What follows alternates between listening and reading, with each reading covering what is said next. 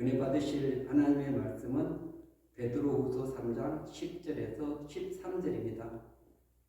그러나 주의 날이 도둑같이 오리니 그날에는 하늘이 큰 소리로 떠나가고 물질이 뜨거운 불에 풀어지고 땅과 그 중에 있는 모든 일이 드러나리로다.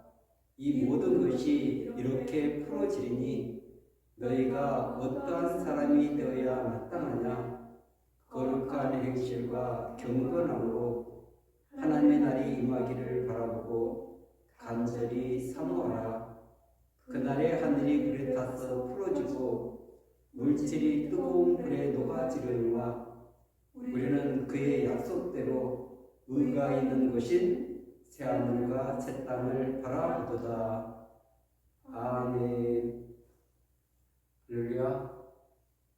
오늘도 그리스도 예수 안에서 좋은 일이 일어날 줄로 믿습니다. 아멘. 베드로후서 3장 10절에서 13절 말씀을 근거해서 주님 오실 날을 사모하며 이런 제목으로 함께 은혜 나눌 시간 갖도록 하겠습니다. 아멘. 여러분, 주님 다시 오심을 사모하고 있습니까? 간절히 기다리고 있습니까?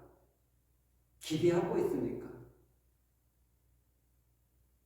이 시대는 점점 세상의 그런 가치, 세상의 이런 모든 풍조, 세상의 문화, 이런 것만 바라보게 사단이 하다 보니까 믿음의 사람들조차도 지금 주님이 오시고 계시는데 거기에 걸맞게 준비하지 못하는 우리의 모습을 보게 되는 것입니다. 여러분, 우리에게 주어진 시간들은 너무나 소중한 시간들입니다. 귀한 시간들입니다. 생명도 귀한 것입니다. 우리에게 주어진 모든 것은 다 하나님께서 은혜로 선물로 주신 것입니다. 하나님이 주시지 않는 것은 단 한 가지도 없습니다. 그런데 이 신약 시대에 성도들에게는 하나님께서 그 마지막 때 결산이 있다는 것입니다. 그 결산의 날을 믿고 바라보는 사람은 반드시 이 땅에서 준비를 해야 됩니다. 왜냐하면 성경에 그 마지막 때 일어날 수많은 일들을 기록해 놓고 그리고 거기에 걸맞게 믿음의 사람들이 준비해야 될 모습들을 그리고 있기 때문에 그렇습니다. 여러분, 알곡과 가라지가 있습니다. 마태복음 3장에 보면은 침례 요한이 이렇게 외치고 있습니다.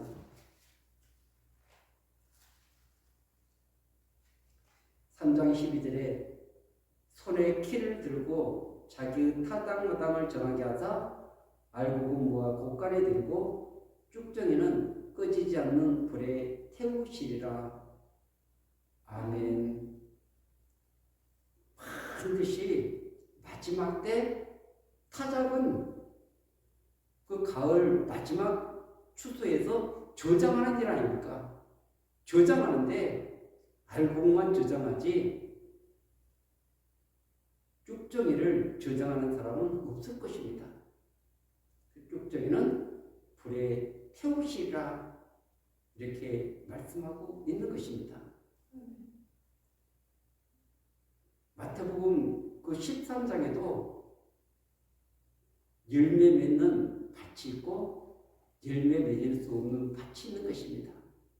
길가밭, 돌짝밭, 가시밭 이런 밭들은 열매를 맺을 수 없는 밭들인 것입니다. 옥토만이 30배, 60배, 100배로 결실하게 되는 것입니다. 그 비결이 어디가 있을까요? 하나님의 말씀을 받았는데, 하나님의 말씀을 먹었는데, 내가 죽어야만이 그 말씀이 우리 안에서 역사할 수 있는 것입니다. 내가 죽은 경험이 없는 사람은 절대 그 말씀이 나를 사로잡지 못하는 것입니다. 왜냐하면 여러 가지 우리 욕망의 사람은 우리 안에 수많은 것들이 가로막고 있기 때문에 그 말씀이 우리 안에서 자라날 수가 없는 것입니다. 그래서 반드시 내가 죽을 때 많은 열매를 맺게 되는 줄 믿습니다. 알곡과 가라지도 있습니다. 그런데 이 가라지를 미리 뽑는 게 아니라 마지막에 가서 그것도 거두는 것입니다. 왜냐하면 그 가라지를 뽑다가 곡식까지 다칠까 염려되어서 그만둬라. 마지막에 가서 추수 때 가려낸다는 것입니다. 그러니까 네가 알곡인가 가라지인가. 그리고 마태복음 22장에도 보면은 혼인잔치의 비유가 나와 있습니다. 22장 24절에 보면 청함을 받은 자는 많되 택함을 입은 자는 적으니라. 아멘. 주님이 말씀하신 것입니다. 여러분, 이 하나님의 말씀을 생명으로 받아야 되는 것입니다. 이 말씀이 정말 내 가슴에 1.1도 변함이 없는 그분의 말씀으로 받아야지, 이 말씀을 농담으로 받고 이 말씀을 한 귀로 듣고 한 귀로 흘려버린 사람은 13절에 보면 임금이 서환에게 말하되 그 손발을 묶고 바깥 어두운 데에 내던지라. 거기서 술 피우며 이를 갈게 되리라 하니라. 예복을 입지 않는 자에 대해서 이런 엄청난 그 왕의 진노가 여기 내려지고 있는 것입니다. 여러분, 수많은 사람들이 초청을 받습니다. 주님 앞으로 초청을 받습니다. 그런데 택함을 입은 자는 너무나 적다. 그 영원한 혼인잔치에 들어가는 사람은 적다는 것을 말씀하고 있는 것입니다. 그리고 우리가 잘 아는 그 열처녀 비유, 열처녀 비유는 준비하라는 것입니다. 이 땅에서 기회가 주어졌을 때, 시간이 주어졌을 때 준비하라고 이 모든 메시지를 주고 있는 것입니다. 슬기로운 다섯처녀, 미련한 다섯처녀, 큰 차이가 없습니다. 그러나 이 마태복음 전체를 통해서 무엇이 슬기로운가, 무엇이 지혜로운가를 여러 군데 가르쳐주고 있는 것입니다. 마태복음 7장에 보면은 지혜로운 자, 주님이 하신 그 말씀을 실천한 사람들입니다. 그 말씀을 따라 산 사람들입니다. 그 가르침을 가슴으로 받고 그래서 좋은 길을 걸어가는 사람을 지혜롭다 이렇게 말씀하고 있는 것입니다. 반석에 지은 집, 모래에 지은 집, 모래에 지은 집은 비바람이 불고 창수가 불면 금방 쓸려가게 되어 있는 것입니다. 여러분, 그것은 정말 오늘 저와 여러분들이 어떤 집을 짓고 있는가, 반석에 무너지지 않는 그 튼튼한 그 집을 짓고 있는 저와 여러분들이 반드시 돼야 되는 것입니다. 그래서 우리 속은 그런 미련한 다섯 처녀가 되지 말고 우리는 슬기로운 다섯 처녀가 되는 것입니다. 미련한 다섯 처녀들도 신랑이 올 때 그 등을 준비하고 나가는 사람들입니다. 근데 지금 시대를 보세요. 주님 재림을 사모하면서 지금 그날을 손꼽아 기다리는 사람들이 얼마나 있을까요? 물론 상하기 힘들고 앞이 깜깜하고 모든 것들이 낙심될 때 믿음의 사람들은 당연히 주 예수여 오시옵소서, 주님이 오셔야만이 이 고통에서, 이 갈등에서, 그 엄청난 시련에서 건짐받을 수 있기 때문에 주님 오심을 사모하게 되는 것입니다. 초대교회 성도들 주님 오실 날을 얼마나 사모했는지 모릅니다. 그들의 삶 속에는 엄청난 시련이 기다리고 있었기 때문에 그렇습니다. 예수를 믿지 않으면 그런 엄청난 박해를 받지 않아도 되는데 예수를 믿는 것 때문에 유대인, 그 로마 그런 폭군들에 의해서, 악한 왕들에 의해서 엄청난 시련을 받았습니다. 이 베드로 후서도 전부 다 그런 배경 안에 쓰여진 것입니다. 이 신약 성경은 대부분이 다 그런 배경을 다 가지고 있는 것입니다.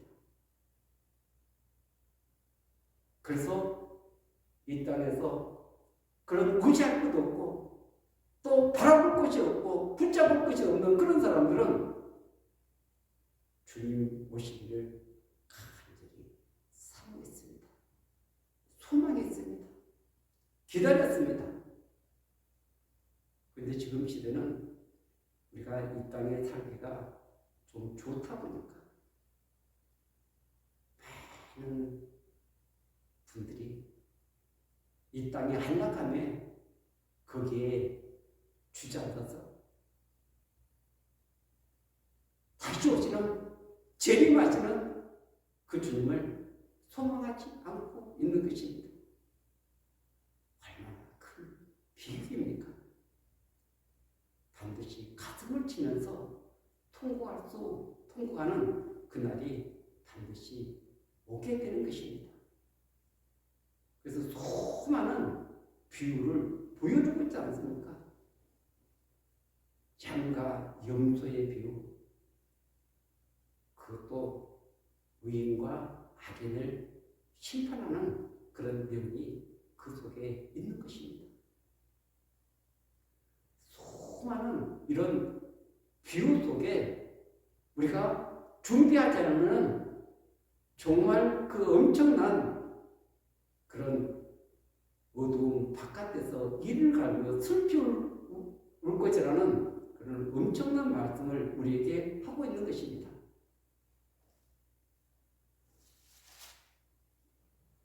요한계시록 마지막에 보면은 마지막 장 22장 11절에 보면은 불의를 행하는 자는 그대로 불의를 행하고 더러운 자는 그대로 더럽고 의로운 자는 그대로 의를 행하고 거룩한 자는 그대로 거룩하게 하라.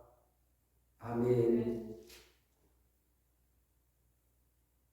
여러분, 이 불의를 행하는 자가 시간이 갈수록 좀 의로운 삶을 살아야 되는데 불의를 행하는 자는 그대로 불의를 행하고 더 그것이 심화되는 것입니다. 지금 이 시대를 한번 보세요. 불의가 악이 얼마나 창궐해 있는가. 그리고 더러운 자는 그대로 더럽고 더러워졌으면 씻어야 되지 않겠습니까? 정결하게 돼야 되지 않겠습니까? 거룩하게 돼야 되지 않겠습니까? 그런데 그대로 점점 더 악으로 빠져가는 인간의 실상을 보여주고 있는 것입니다. 우리 주님은 그래서 이 마지막 때를 노아의 때, 롯의 때라고 말씀하고 있는 줄 믿습니다. 의로운 자는 그대로 의를 행하고 그 주님의 의를 던지었기 때문에 그 주님 오실 날을 사모하는 사람은 의를 추구할 수밖에 없습니다. 왜냐하면 그분은 정의의 재판관이기 때문에 그렇습니다. 그래서 이 사랑과 정의 이 두 가지는 함께 가는 것입니다. 그리고 거룩한 자는 그대로 거룩하게 가라. 구별된 삶, 세상의 가치를 따르지 않고 하늘의 가치, 영원한 가치, 그 주님을 따르는 수많은 믿음의 사람들조차도 이런 세상의 가치 문화를 지금 본받으면서 가고 있습니다. 주님은 코앞에 오고 계시는데 지금 그것이 우리 마지막 그 주님 앞에 서는 날 한 줄이라도 너가 잘했다 칭찬받을 수 있는 그 일이 그 속에 담겨져 있습니까? 우리는 주님 앞에 뭐라고 말할까? 그리고 그 걸어온 삶을 그분 앞에 낱낱이 고백할 수밖에 없습니다. 그렇기 때문에 우리의 삶 지금부터라도 우리는 준비해야 될 줄 믿습니다. 요한복음 22장 12절에 보면 보라 내가 속히 오려니 내가 줄 상이 내게 있어 각 사람에게 그가 행한 대로 갚아주리라. 아멘. 여러분 여기서 상은 싹을 말하고 있는 것입니다. 내가 주님을 위해서 헌신하고 충성하고 주님 영광에 달려갔던 거기에 대한 보상을 말하고 있습니다. 여러분 모든 것이 다 은혜인데 모든 것이 다 선물인데 하나님은 거기에다가 상을 주시겠다고 약속하고 계시는 줄 믿습니다. 그래서 이 하나님의 나라는 평등하지 않습니다. 다 차등이 있다는 것을 우리에게 보여주고 있는 것입니다. 단 한 줄도 하늘나라는 평등하다 그렇게 나와있지 않은 것입니다. 그래서 각 사람에게 그가 행한 대로 갚아주리라 하지 않았는데 그냥 상을 주고 그런 건 없습니다. 정말 주님을 위해서 그 주님의 영광을 위해서 이 땅에 희생하고 헌신한 자들에게 하나님은 반드시 상이 있다는 걸 말씀하고 있습니다. 그래서 이 상은 하나는 구원의 완성을 하나는 말하고 있는 거고 여기서 말하는 상은 지금 이 땅에서 믿음의 사람들이 주님을 위해서 힘쓰고 애썼던 것에 대한 보상을 말씀하고 있는 것입니다.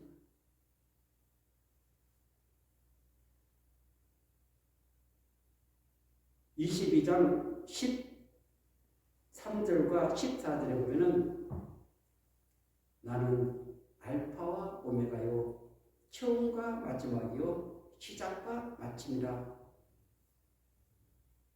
여기 뭐 알파 오메가 처음 마지막 시작과 마침 똑같은 그런 의미를 가지고 있는 것입니다. 이 세상을 창조하시고 그리고 그 마지막 이 모든 것을 완성하시는 분 그분이 우리 주님이십니다. 그래서 히브리서 12장에 보면은 믿음의 주요 온전케 하신 예수 그리스도를 바라보자. 그 말씀은 믿음의 근원, 믿음의 시작이요, 믿음의 완성자이신 예수 그리스도를 바라보라고 말씀하고 있는 것입니다. 우리가 바라봐야 될 분은 우리 주 예수 그리스도입니다. 신랑 되신 그리스도를 저와 여러분들은 바라보고 믿고 의지하며 따라가야 될 줄 믿습니다. 그래서 시작하신 분, 생명의 시작, 우리 생명의 마침, 이 땅의 모든 근원의 시작, 지금 베드로 사도가 말했던 모든 것들이 다 불타버릴 것이다. 그 마침, 그 부분도 다 주님께서 행하시는 일인 것입니다. 그리고 14절에 보면 자기 두루마기를 빠는 자들은 복이 있으니 이는 그들이 생명나무에 나가며 문들을 통하여 성에 들어갈 권세를 받으려 함이로다. 아멘. 두루마기는 흰옷을 말하고 있습니다. 그리스도인들에게 입혀주시는 의의 옷을 말하고 있는 것입니다.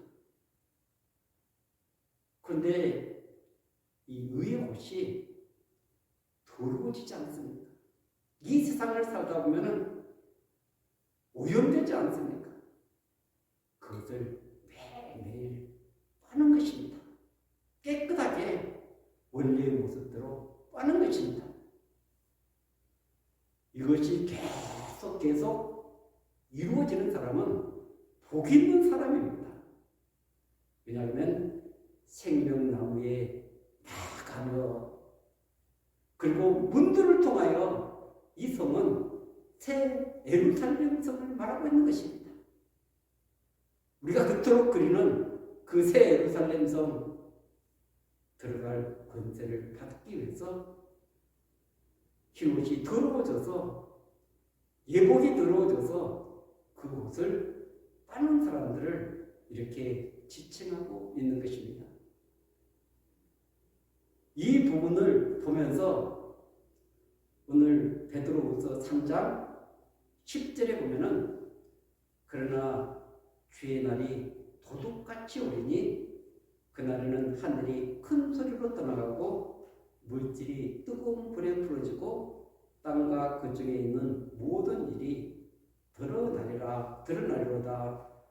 아멘. 베드로 사도는 주님 재림이 도둑같이 올 것이다, 이렇게 말씀하고 있습니다. 여러분, 세상 일에 빠져서 세상 안락에 빠져가지고 거기에 몰입해 있는 그런 사람들은 주님이 곧 오신다 해도 거기에 관심이 없습니다. 왜냐하면 세상에 있는 것들이 우리에게 잠시 동안 기쁨을 주고 쾌락을 주고 유익을 주기 때문에 그렇습니다. 그런데 이것이 소리로 떠나간다, 물질이 뜨거운 불에 풀어진다, 이 모든 것들은 한순간에 다 사라져버리는 이 장면을 그리고 있는 것입니다. 내가 붙잡았던 것, 내가 소유했던 것, 내가 가졌던 그 모든 것들이 한순간에 다 타버린다. 여러분, 얼마나 허망하겠습니까? 이제껏 모았던 것, 이제껏 힘쓰고 했었던 그 모든 것들이 한순간에 다 이렇게 불태워질 때, 다 사라져버릴 때, 연기처럼 사라질 때 사람들은 가슴을 치게 되는 것입니다. 그 내용들이 요한계시록 17장, 18장 그런 것에 다 나와 있습니다.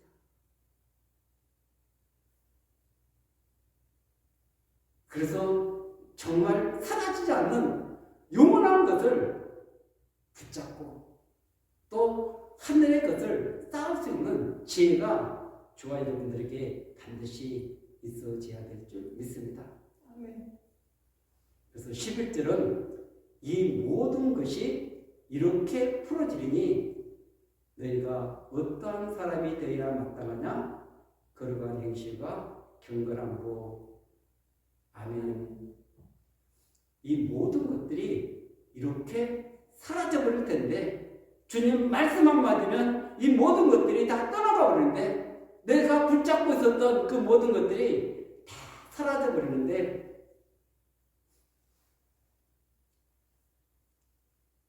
너희가 어떠한 사람이 되어야 마땅하냐 이렇게 질문을 하고 있습니다.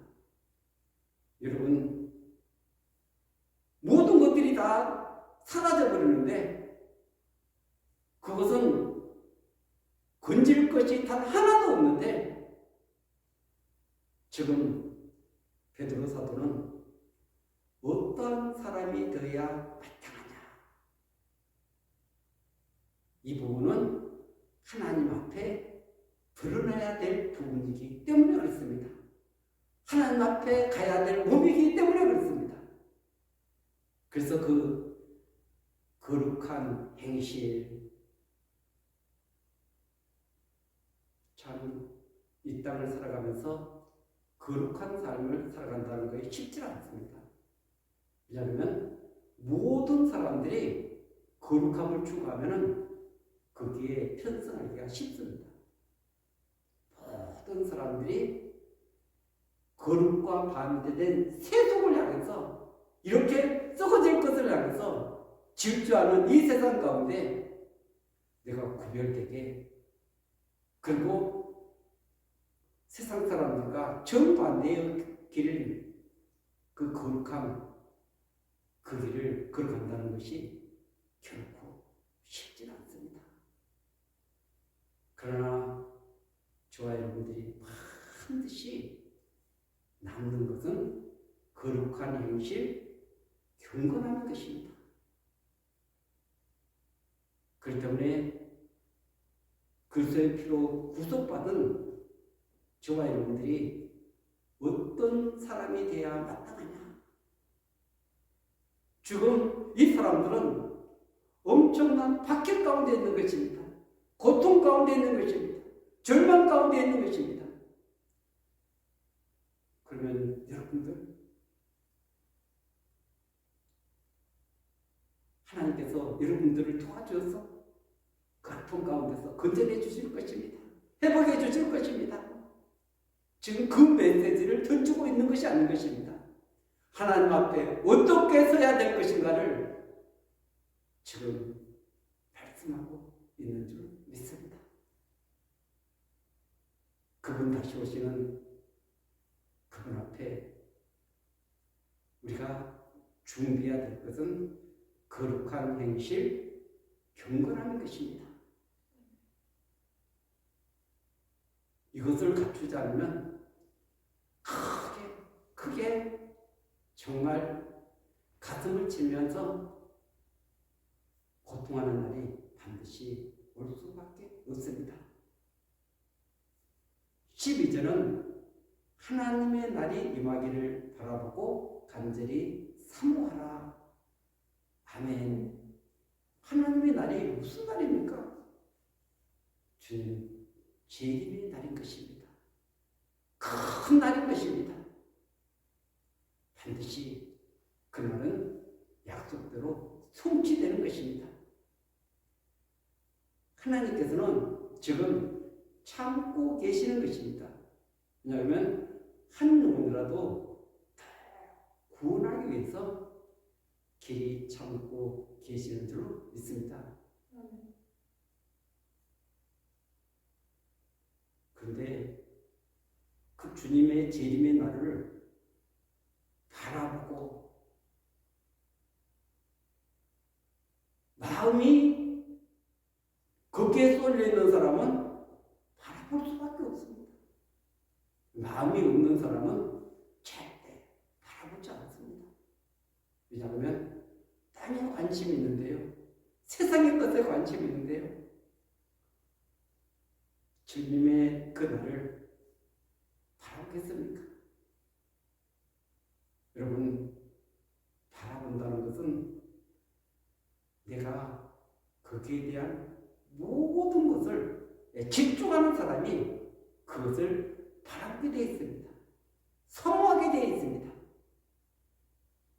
내 영이, 내 마음이 온통 그곳에 있을 때 우리는 반드시 바라보고 간절히 사모하게 될 줄 믿습니다. 여러분 준비가 안 됐다면 지금부터라도 우리는 준비해야 될 줄 믿습니다. 우리에게 주어진 이 모든 것들은 다 결산을 하는 것입니다. 내 영혼도, 내 시간도, 내 탤런트도, 나에게 주어진 물질도, 나에게 주어진 가족도 모두 다 하나님 앞에 결산하는 날이 반드시 있다는 것을 우리는 기억해야 될 줄 믿습니다. 그래서 다시 한번 12절 하반절에 그날에 하늘이 불에 타서 풀어지고 물질이 뜨거운 불에 녹아지려니와 그날 하나님의 날, 그날에는 지금 이 땅에 붙잡고 있던 그 모든 것들이 한순간에 다 이렇게 불타버리고 다 날아가버리는 그날을 반드시 보게 될 줄 믿습니다. 여러분 이 소돔과 고모라 성 그 멸망할 때 보지 않았습니까? 그 하늘에서 유황비가 이렇게 쏟아져 가지고 다 그 성을 멸망시키고 롯의 가족만이 이렇게 탈출해 나오지 않습니까? 그런 같이 반드시 이 모든 것들이 한순간에 바람이 날아가는 같이 모든 것들이 다 날아가면 완전히 사라지는 그날이 반드시 오게 된다는 것입니다. 그러면 13절입니다. 우리는 그의 약속대로 의가 있는 곳인 새하늘과 새 땅을 바라보도다. 아멘. 우리는 약속을 믿는 사람들인 것입니다. 왜냐하면 그 약속은 성취됐기 때문에 그렇습니다. 모든 약속들이 거진 다 성취되었습니다. 마지막에 일어날 그런 나팔, 대접 이런 부분들이 아직 이루어지지 않았고 그리고 재림이 아직 이루어지지 않았습니다. 그런데 그 마지막에 있을 이 재림, 그 약속대로 반드시 그분이 오시게 되는데 의가 있는 곳인 정의가 있는 곳인 이 땅은 얼마나 불의가 판을 치고 있습니까? 악이 판을 치고 있습니까? 가면 갈수록 이 악은 다 기승을 부리면서 계시록 아까 우리가 22장에 불의를 행하는 자는 그대로 불의를 행하고 더러운 자는 그대로 더 더러워지는 그런 삶을 살아가고 있는 것입니다. 근데 그것과 반대가 되는 하나님의 나라는 정의가 있는 곳인 줄 믿습니다. 그래서 그것은 새하늘과 새 땅 그것을 바라보자. 여러분 무엇을 바라보고 있습니까? 세상을 바라보고 있습니까? 사람을 바라보고 있습니까? 썩어질 것을 바라보고 있습니까? 우리는 정신을 차려야 될 줄 믿습니다. 여러분 썩어진다는 것을 사라질 것을 한 사람은 절대 그것을 붙들지는 않을 것입니다. 그것을 움켜쥐려고 모든 에너지를 다 탕진하는 그런 일은 없을 것입니다. 그런 사람은 어리석은 사람이죠. 그런데도 불구하고 인간의 욕망은, 인간의 탐욕은 끊임없이 그것을 향해서 질주하고 있습니다. 그런 저와 여러분들에게 반드시 우리 안에 주님으로 채워야 됩니다. 그분의 말씀으로 채워야 될 줄 믿습니다. 아멘. 그리고 주님, 나의 삶을 그 새하늘 새 땅 그곳으로 이끌어 주옵소서. 인도하여 주옵소서.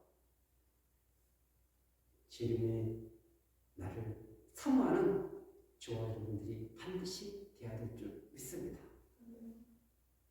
사모하는 자는 주님께서 준비할 수 있는 은혜도 베풀어 주실 줄 믿습니다. 근데 우리는 결단을 해야 되는 것입니다. 그러니까 정말 결단하는 사람과 결단하지 않는 사람은 엄청난 차이가 있는 것입니다. 내가 말만 그렇게 하는 게 아니라 결단하고 주님 오늘 나에게 기회가 주어졌을 때 준비되기를 원합니다.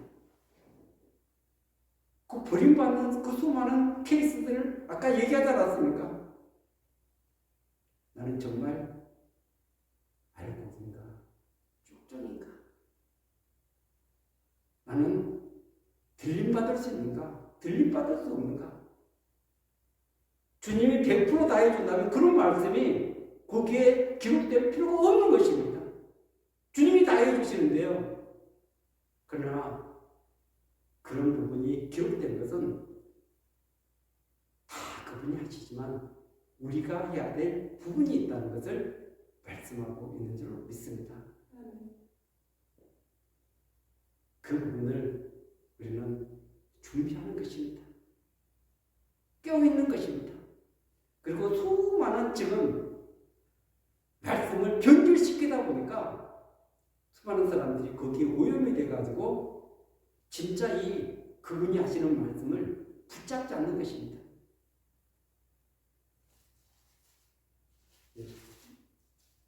요한계시록 22장 18절에서 19절에 보면은 내가 이 두루마리의 은혜 말씀을 듣는 모든 사람에게 증언하노니 만일 누구든지 이것들 외에 더하면 하나님이 이 두루마리에 기록된 재앙들을 그에게 더하실 것이요 만일 누구든지 이 두루마리의 예언의 말씀에서 제하해 버리면 하나님이 이 두루마리에 기록된 생명나무와 및 거룩한 성의 참여함을 제하여 버리시리라. 아멘. 이 땅에 수많은 이단들 전부 다 자기들의 경전을 다 가지고 있습니다.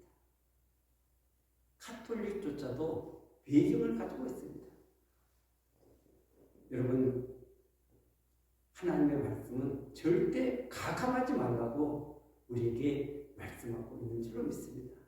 준엄한 말씀인 것입니다. 요한계시록뿐 아니라 성경 전체를 가감하지 말라. 있는 말씀을 그대로 받아야 되는 것입니다. 생명으로 받아야 되는 것입니다. 하나님의 말씀으로 받아야 되는 것입니다. 그렇게 말씀을 먹으면 절대 그 말씀을 헛되이 한 귀로 듣고 한 귀로 흘러버리지 않게 될 줄 믿습니다. 그리고 그 주님을 묻지 않아서 우리 믿음의 길을 달려가는 저와 여러분들이 다 되시기를 예수 그리스도 이름으로 간절히 축원드리겠습니다. 아멘. 아멘.